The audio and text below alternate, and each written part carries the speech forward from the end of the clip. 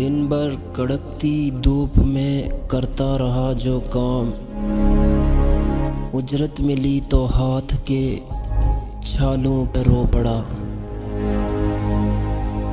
सो जाते हैं फुटपाथ पे अखबार बिछाकर, मजदूर कभी नींद की गोली नहीं खाते।